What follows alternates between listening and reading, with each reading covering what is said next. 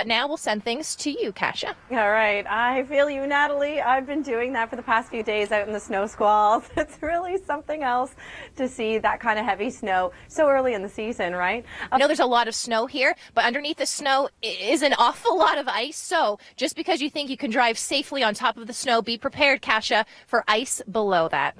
Wow, I didn't know you could surf like that, by the way. Good job. And, you know, on a lighter note, thanks to Natalie for that, it's beginning to look a lot like Christmas there in that video. And here we have Chrissy Van area in around Toronto, Kasia, for that Monday morning commute. Well, Natalie, word of advice. This is what our friend Deb Mariachka does. Did you notice that she uses an umbrella in the heavy snowfall to protect herself? She does. I don't do that, but I do actually go into the car in between hits, so I allow it to all to melt, and it's messy and it's wet. Ugh, Natalie's way more experienced at this than I am. All right. Well, Kasia, worst case scenario, I told you before, don't go inside because the snow on you melts and then you come back out and you're freezing. That's where I am right now. But you mentioned it earlier, Kasia, and it's exactly what people have to remember. The lake effect snow, it comes and it goes. It shifts direction. You can think of it as fingers coming off of Georgian Bay, for example, and as the winds shift, the lake effect snow bands shift, and so the areas seeing heavy snow will shift as well. It's as if fingers are coming off of the Great Lakes. So for Georgian Bay, every time the winds shift, those fingers shift, those snow squalls or snow bands shift, and everything in between the fingers, it's as if nothing is going on, and then all of a sudden the band shifts and you're in the middle of it, and we are in the middle of it in downtown Parry Sound. And I know, Kasia, there are a number of snow squall watches and warnings in place. The potential is there for 10 to 15 centimeters of snow in a 12-hour period, but this has been going on for days now. And as I mentioned before, to, you know, remind everyone, this really doesn't die down until the lakes freeze over again. Yeah, thanks so much for that, Natalie. Love the singing. Thank you for that. And I'm cold for you. She's been out there for some time now. Cold and wet. I'm a little uncomfortable. Find Natalie Thomas. It's been hours. You've been out there. I'm cold for you. You're getting your own accumulations there on your coat.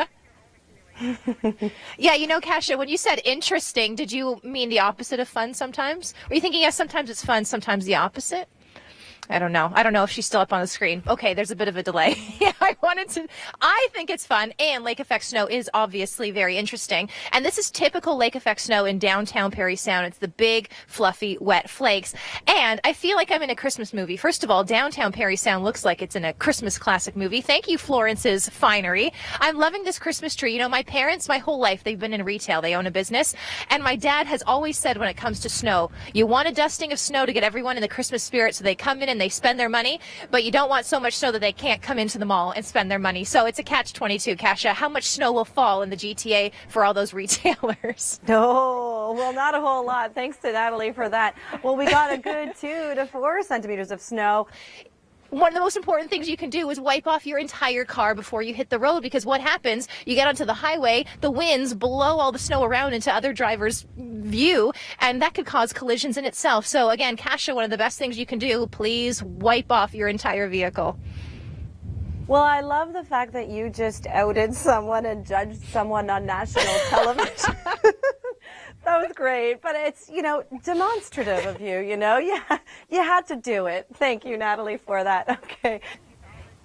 It is, Kasia. I'm trying to not also get hit by a vehicle, but that's what I wanted to point out. It is slippery, slidey out there. There is a car coming, so I did want to protect myself first. We don't want to encourage any dangerousness, obviously. But I did want to demonstrate that the roads are still very slick. And why that concerns us is because many of us do not have our snow tires yet, our winter tires. I am one of them. If you're one of those people who wait until you've seen the first snowfall and then you get them put on, and I'm certainly one of those people, you're probably waiting a good 2 weeks like I am. After Friday's snowfall in Kitchener, Waterloo, Guelph, I called my mechanic and I said, hey, I need my snow tires on, and now I have to wait till November 25th. And the bonus with snow tires is that it will help you in conditions like that. If you do not have them, please give yourself even extra time on the roads if you are doing that Monday morning commute, Kasia. So it is slick out here, to answer your question. All right. Your roundabout way of getting there. No, thank you so much. It's always great to see Natalie in the elements. Wow. Yeah, thanks for that, Natalie. We're all feeling so optimistic now after that. No, it's beautiful, actually, the background, but it is amazing how early it is in the season, and it just looks like it's the middle of winter already.